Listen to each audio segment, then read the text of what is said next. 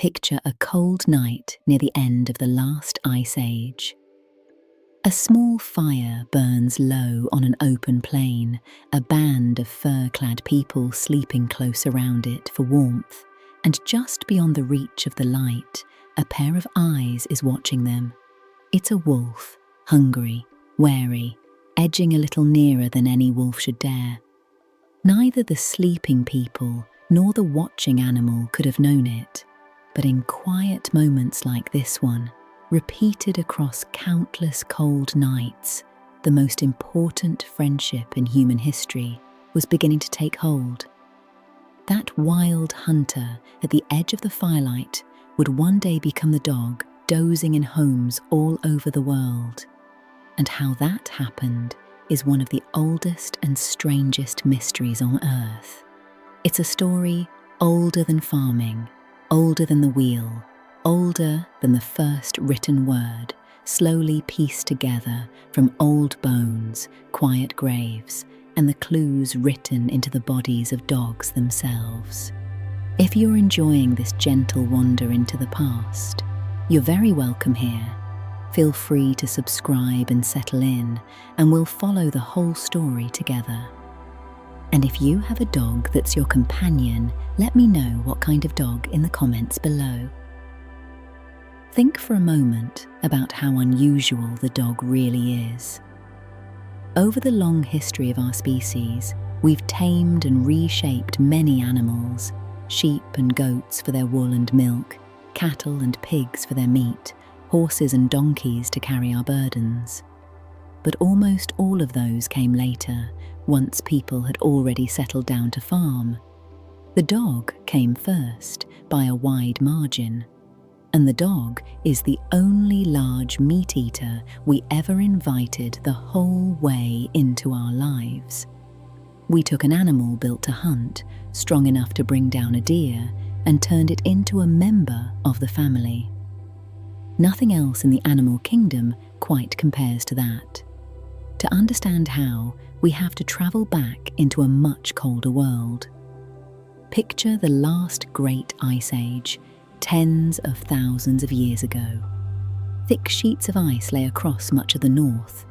Where there was no ice, the land was often open and treeless, a vast cold grassland stretching all the way to the horizon.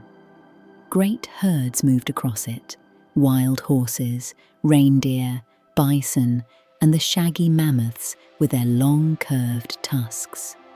The air was thin and sharp, and survival meant following those herds and reading the weather and the land. This is the stage on which our whole story unfolds. Two very different hunters shared that frozen landscape. One was us, small bands of people, clever and cooperative, armed with spears and fire and a restless gift for solving problems. The other was the wolf, fast, tireless, and just as social, hunting in tight family groups that worked together much the way our own groups did. In a sense, we were rivals, chasing the same animals across the same ground. But we were also, it turns out, oddly alike. Both of us lived in close-knit families. Both of us hunted as teams. And both of us understood the constant give and take of life inside a group. That likeness may be the very seed of the whole story.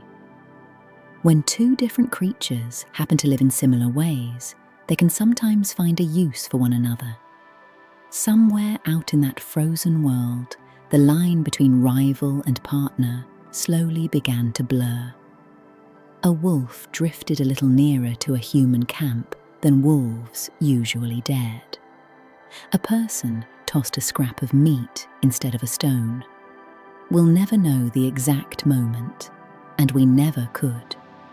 But across many long generations, something remarkable took hold between them. There's a deeper reason this story is worth telling slowly. The dog is, in its own quiet way, a kind of portrait of us.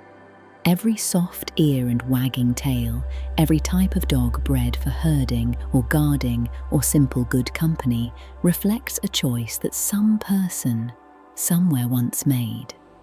To trace how the wolf became the dog is to trace what early people needed, feared, and loved.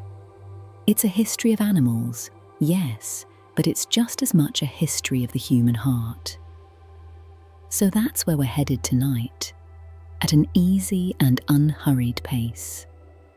We'll meet the wild ancestor and learn why it isn't quite the wolf you might be picturing. We'll weigh the leading ideas about how the friendship first began and visit the oldest known graves where a person and a dog were laid to rest side by side. We'll watch a wild body slowly soften into a tame one and follow the long road by which a hunting animal became the companion, now dozing somewhere near you. There's no rush at all.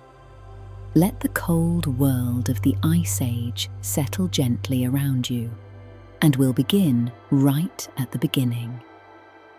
To find the true ancestor of the dog, you'd think we could simply look at a wolf today and call it the original. But the truth is stranger and far more interesting. The dog didn't come from the grey wolves now living in our forests and on our tundra.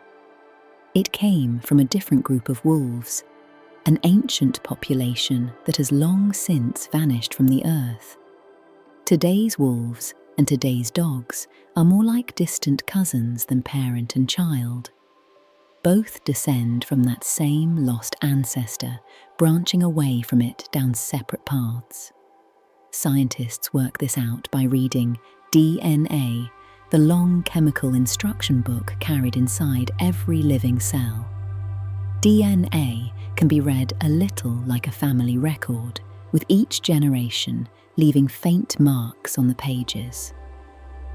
When researchers compare the record in dogs to the record in wolves, the two lines clearly split apart from a shared starting point long ago, and the exact wild group that sat at that branching point no longer exists anywhere in the world. So the animal that became the dog is, in a way, a ghost, utterly real once, but gone now, surviving only in the dogs it left behind. What was that ancient wolf actually like? It was a powerful, big-bodied hunter built to chase large prey across open country in coordinated packs. But here's the part that matters most for our story. Within any wild population of wolves, there's a natural spread of personalities.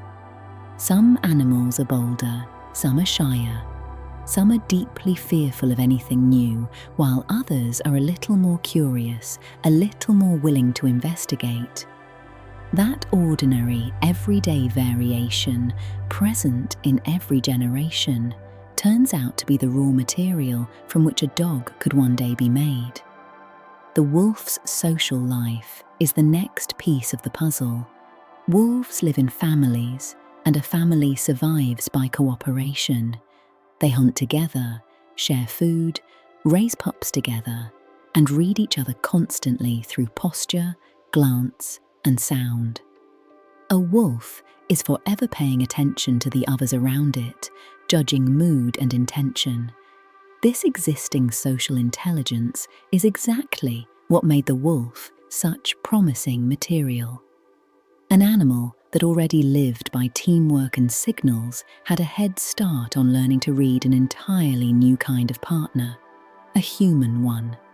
It's worth clearing away an old myth here.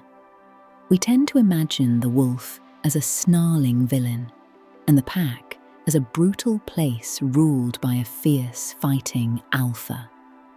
That picture came mostly from studying unrelated wolves crowded together in captivity, where tension naturally runs high. In the wild, a pack is usually just a family, a breeding pair and their growing offspring, cooperating the way any family does. This gentler, more familial truth fits far better with the idea that a wolf could ever become a trusted friend. Then there are the wolf's remarkable gifts, the ones the dog would inherit whole. The nose, above all. A wolf's sense of smell is almost beyond our imagining, able to pull a single thread of scent from the tangled air and follow it for miles. Add to that sharp hearing, tireless legs that can travel all day, and the patience to track prey across great distances.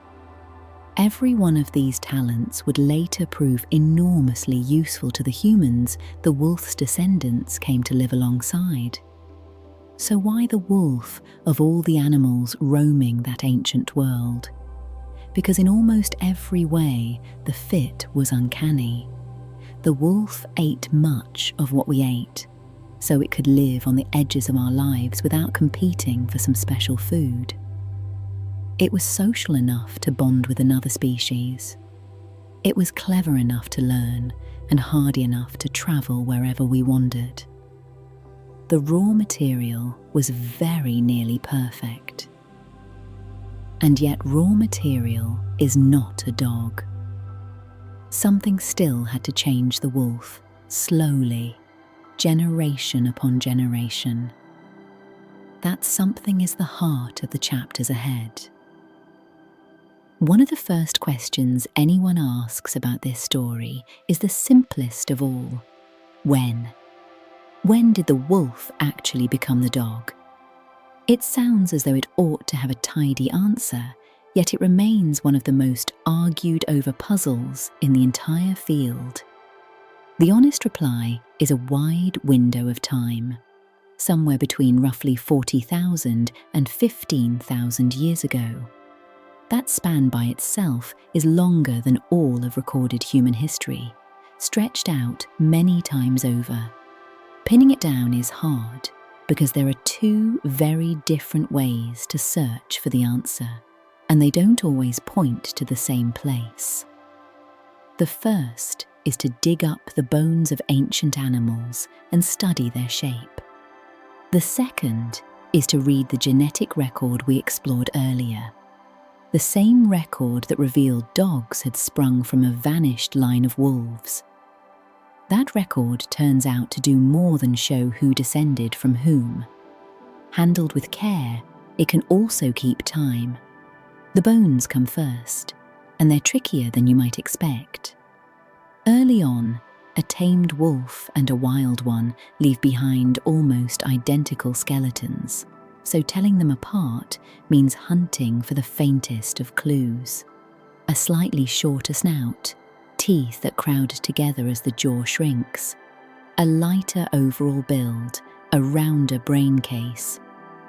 Sometimes the most useful hint isn't the bone at all, but where it turned up, tucked inside a human shelter, say, rather than lying out on the open land.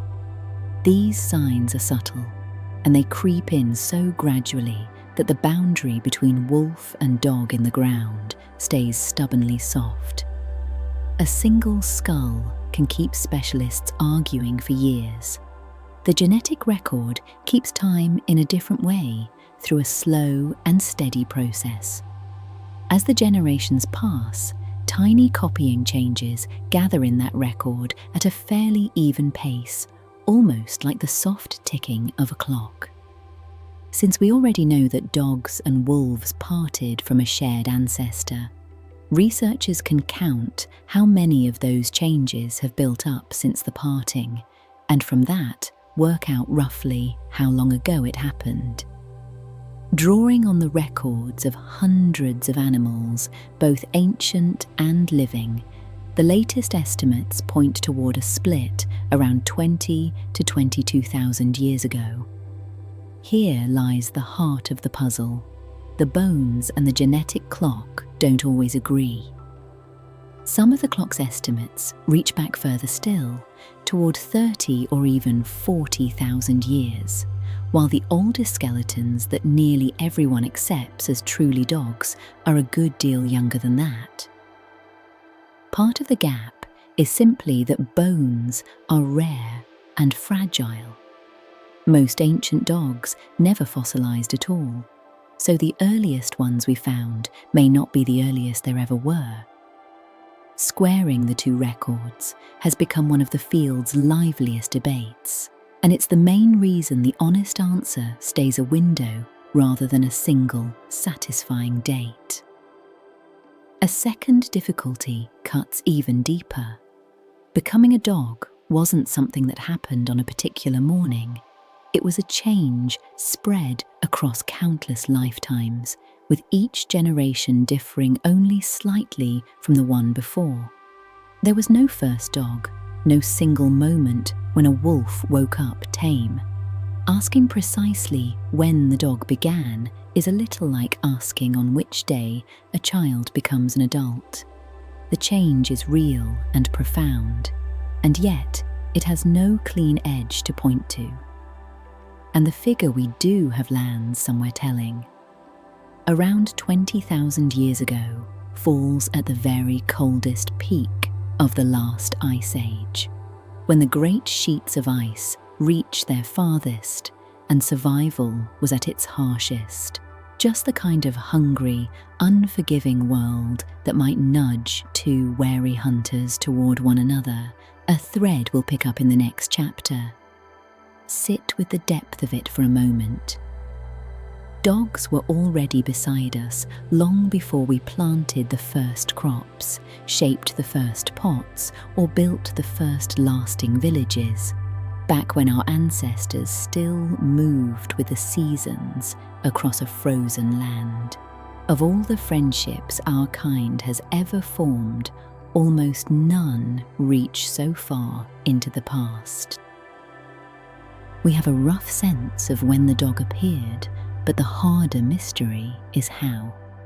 How does a wary, powerful wild predator become a trusting companion? No one can replay those distant centuries, so instead researchers have built careful stories from the clues we do have. Two of those stories stand out above the rest, and they begin from opposite directions. In one, the wolves come to us. In the other, we go to the wolves. Take the first story, the wolves came to us. As human bands settled even briefly, they left things behind. Bones, scraps, the messy leavings of butchering a kill.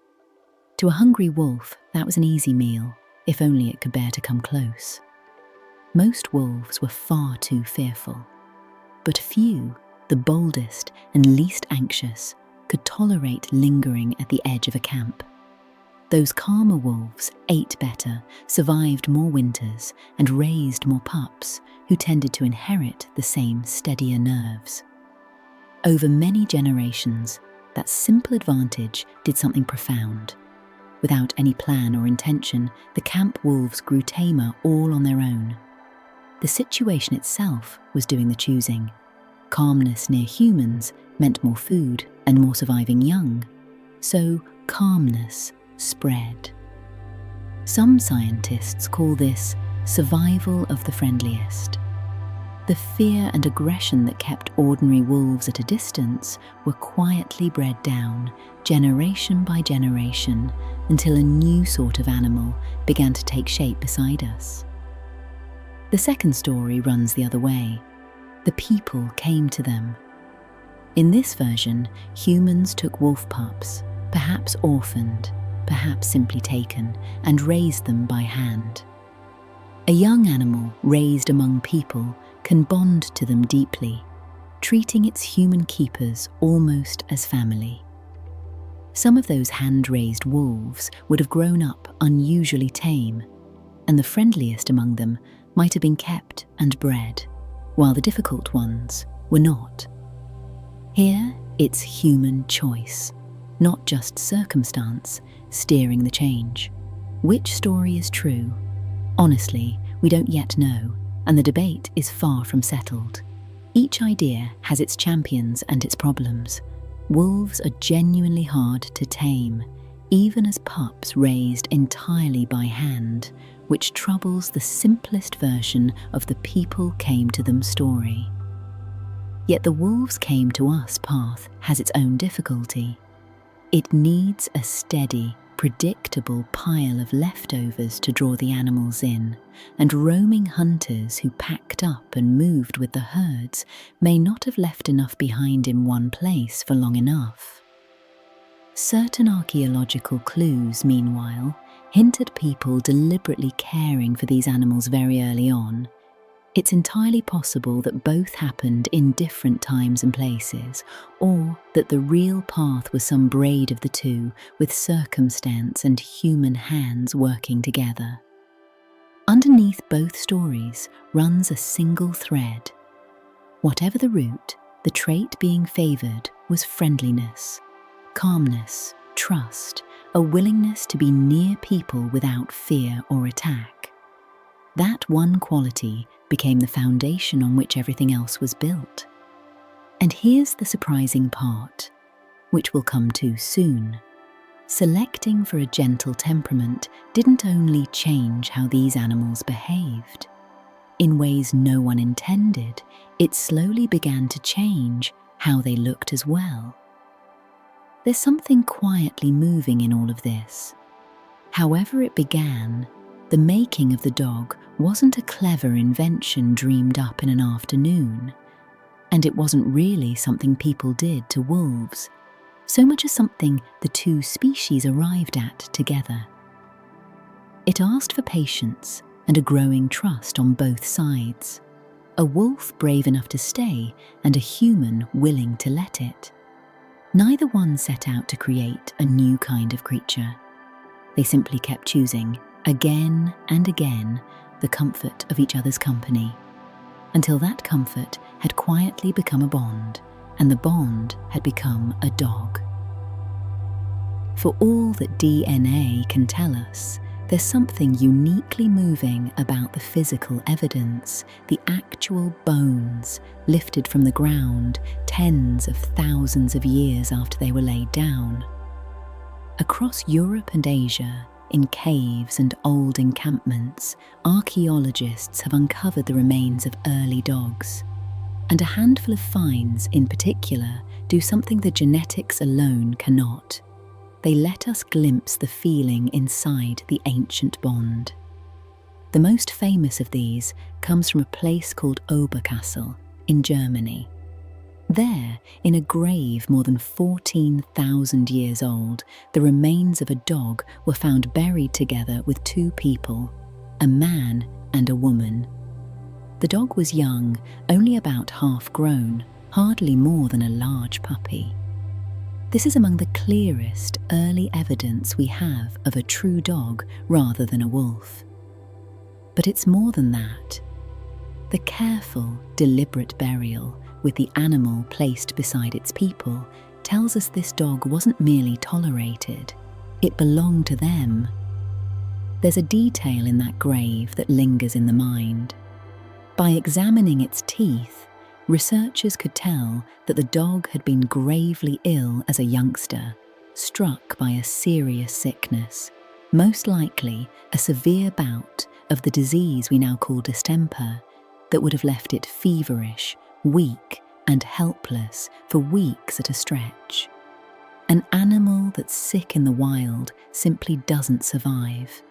For it to have lived long enough to grow and then be buried with such care, someone must have nursed it through more than one wave of illness, kept it warm, brought it water, cleaned it, and stayed with it through the worst of the nights. That quiet act of care, offered to a young animal that could give nothing useful in return, is one of the oldest signs of plain tenderness toward a dog that we have ever found. Oberkassel is not alone. At other sites scattered across the ancient world, dogs were buried with obvious care, sometimes curled as if sleeping, sometimes laid beside a person, occasionally with small offerings placed alongside them. The pattern repeats across distant cultures that never met. Again and again, people chose to give their dogs the kind of burial they reserved for their own. It's a habit that speaks of attachment, not mere usefulness. Not every claim is so certain, and it's worth being honest about that. A few much older skulls, some reaching back 30,000 years or more, have been put forward as the earliest dogs, only to be fiercely debated. Some may be wolves. Some may be early tentative steps toward domestication that simply died out, leaving no descendants among today's dogs.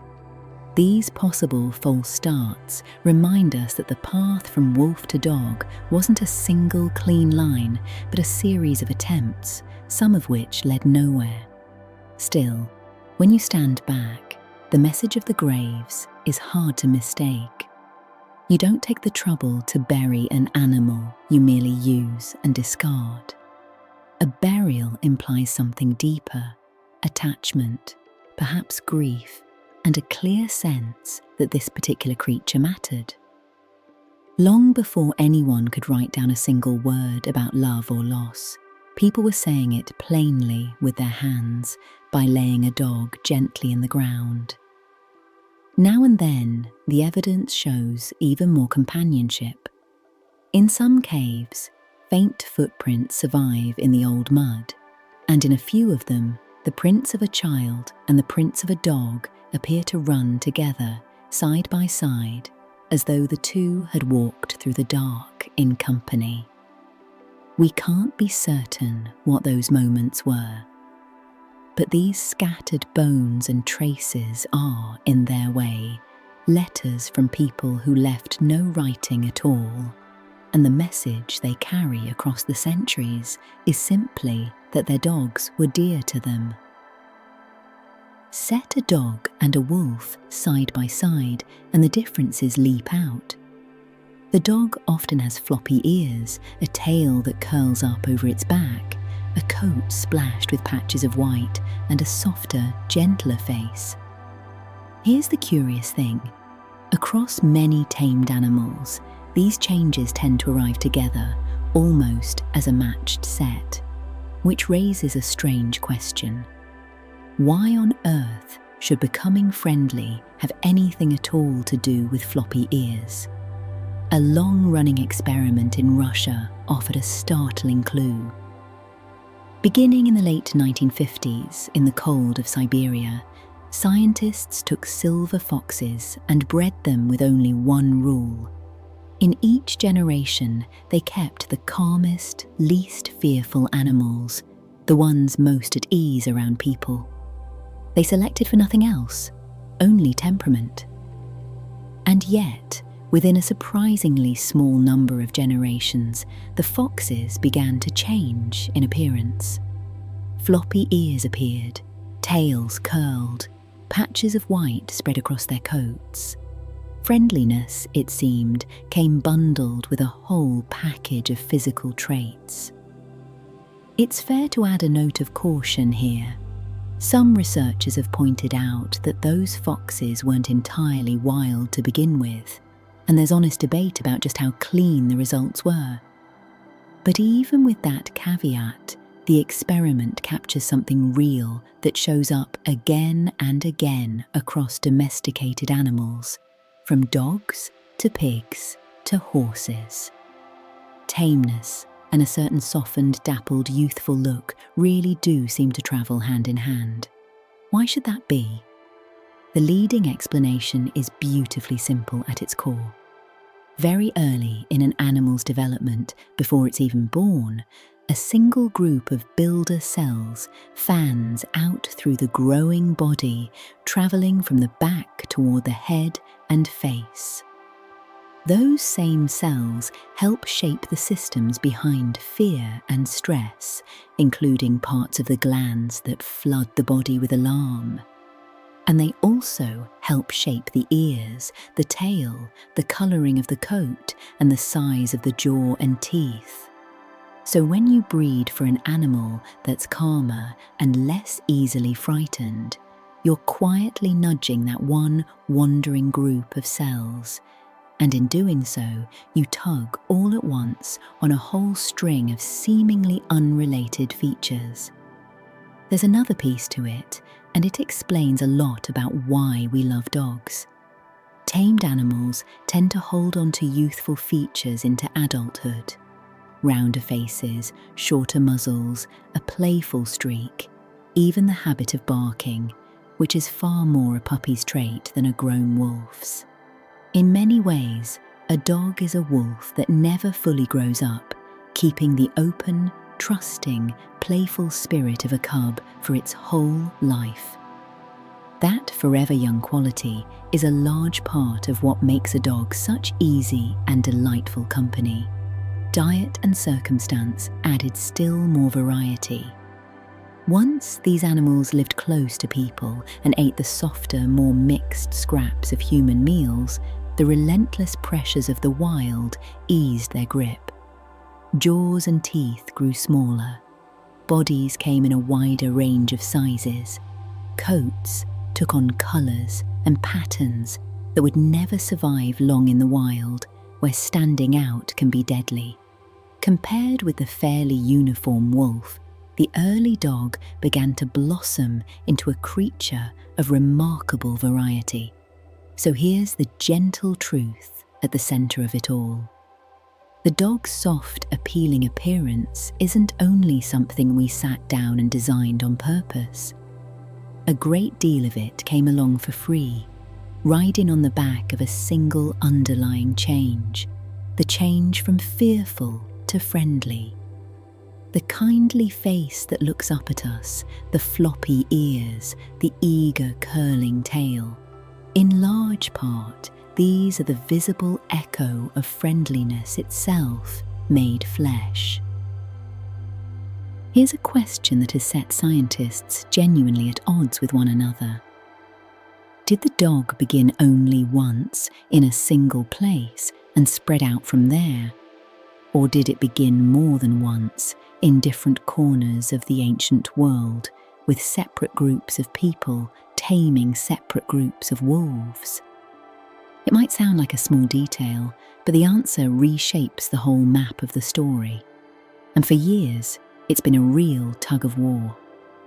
One striking idea, put forward in a major study, suggested that the dog was born twice. Researchers had noticed that ancient dogs in the East and ancient dogs in the West seemed to sit on surprisingly separate branches of the family tree, with a deep split between them. A pattern you might expect if two different human groups had each tamed their own local wolves. In this picture, wolves were domesticated once somewhere in the East, in Asia, and again, independently, somewhere in the West, in Europe. These two separate lines of early dogs would then have spread toward each other as people moved, eventually meeting and mingling, so that later dogs carried a blend of both beginnings. It was a bold and tidy explanation for some genuinely puzzling patterns in the evidence. But later, larger studies pushed back. As researchers gathered the genetic records of more and more ancient dogs, the weight of the evidence began to lean toward a single origin, one ancient domestication, somewhere across the broad sweep of Eurasia, from that now vanished population of wolves. The deep split that had once looked like two separate beginnings now seemed better explained by something subtler. The ancestry of early dogs appears to draw on at least two ancient wolf groups, one more eastern and one more western, both feeding into a single dog line that then spread and mixed. From that one beginning, dogs would have travelled outward in every direction. The single origin view is where much of the current thinking now sits, though the door is by no means closed. Part of why this is so hard to pin down is that the trail keeps getting muddied. As early dogs travelled the world alongside people, they sometimes met and bred with the local wild wolves they passed along the way. In fact, recent work has found that most dogs alive today still carry small traces of wolf DNA picked up through interbreeding long after domestication began. The boundary between dog and wolf was never perfectly sealed, which leaves faint smudges all across the genetic record. What isn't in doubt is the sheer reach of the dog's journey. Wherever people went, dogs went with them. They spread the length of Eurasia, and they crossed into the Americas alongside the first people to settle that vast continent, padding over the land that once bridged the two worlds. They reached remote islands and the far edges of the inhabited world. By around 10,000 years ago, few human communities anywhere were without their dogs.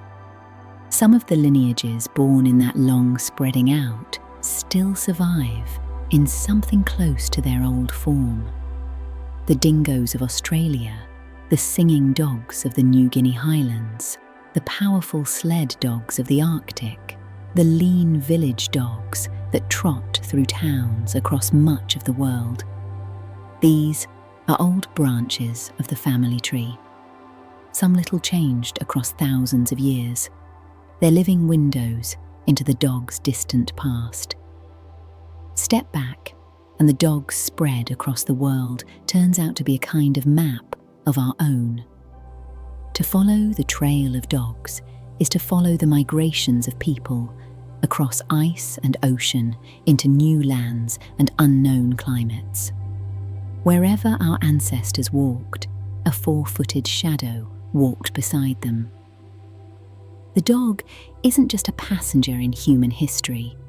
It's a companion on nearly every road we've ever taken. A partnership only lasts if both sides gain something from it, and the bond between people and dogs has lasted longer than almost any other. So it's worth asking plainly, what did people get out of it, and what did the dogs get in return? The answer, on both sides, turns out to be a long and generous list, which is exactly why the friendship held fast through so many thousands of years. Start with what dogs gave people.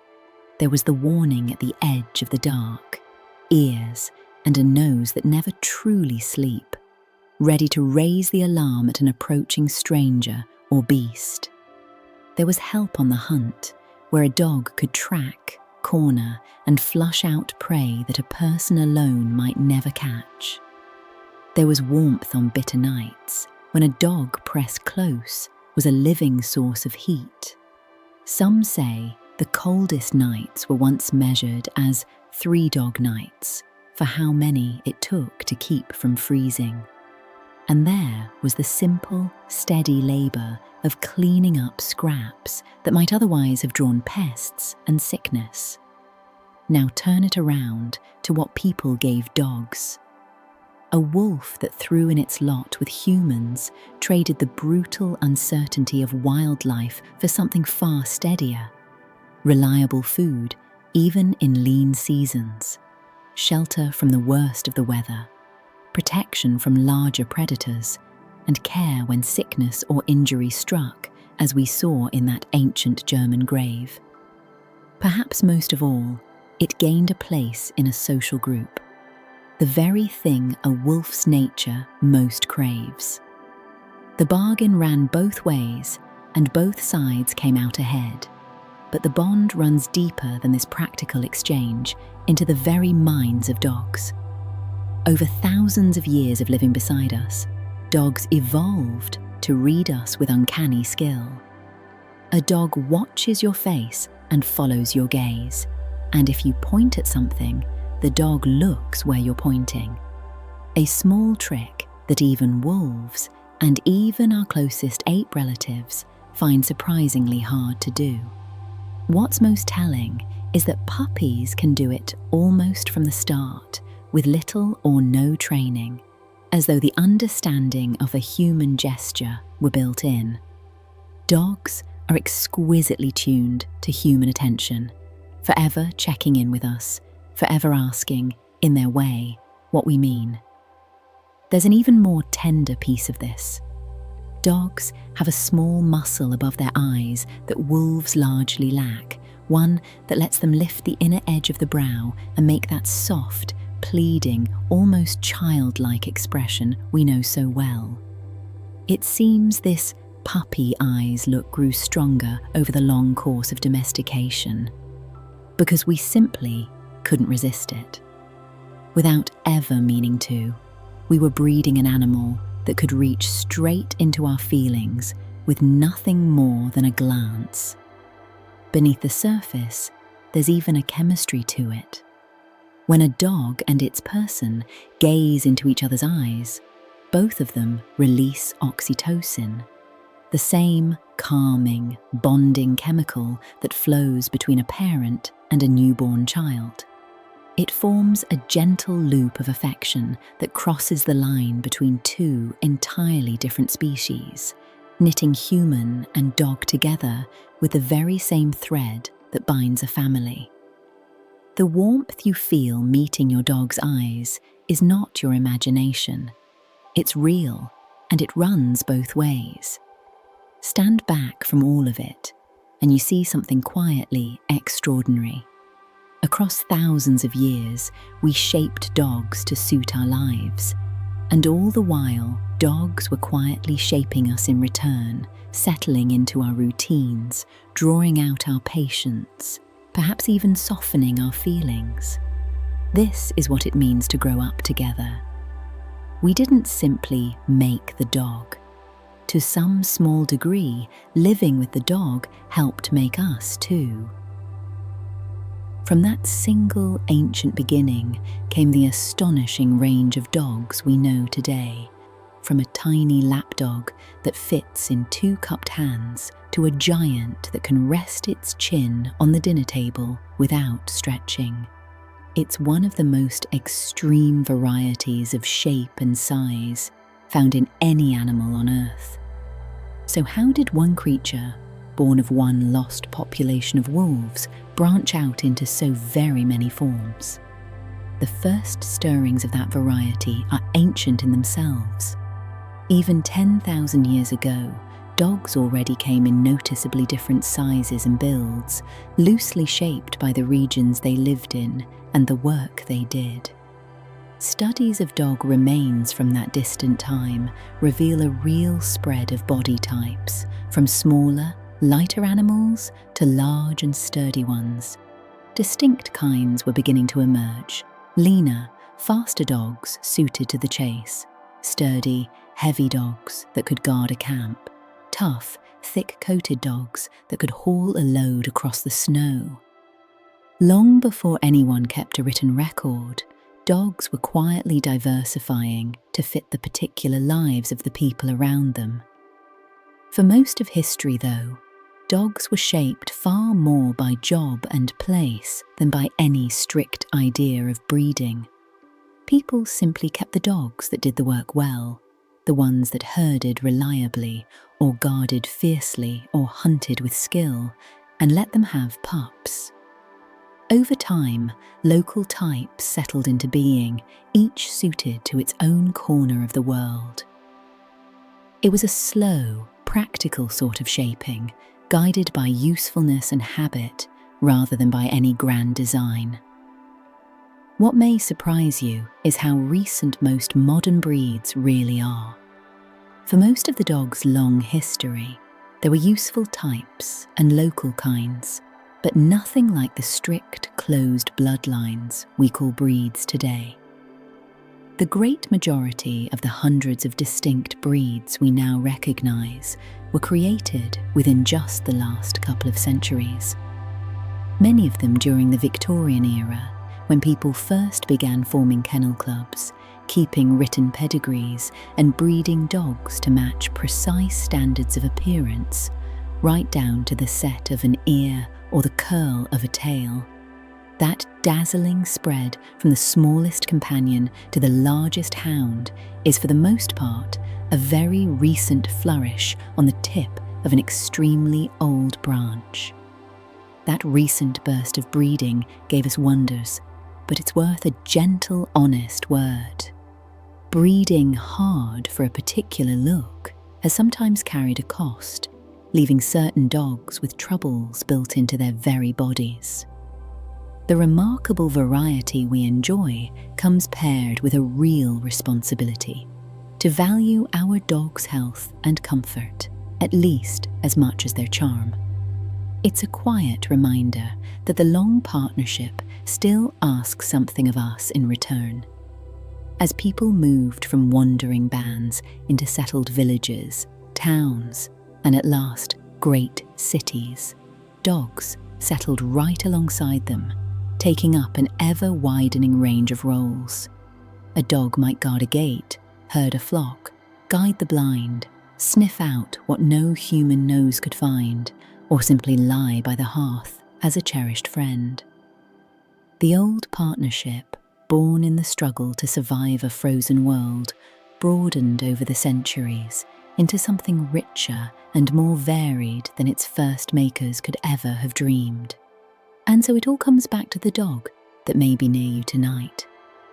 Inside that ordinary, dozing animal lives the whole of this long story. The lost Ice Age wolf, the bold ancestor that first crept close to the firelight, the companion laid so tenderly in an ancient grave, the soft and pleading gaze that still quiets something in us. A dog is a living thread, reaching back tens of thousands of years, and at the other end of that thread, almost close enough to touch, is you.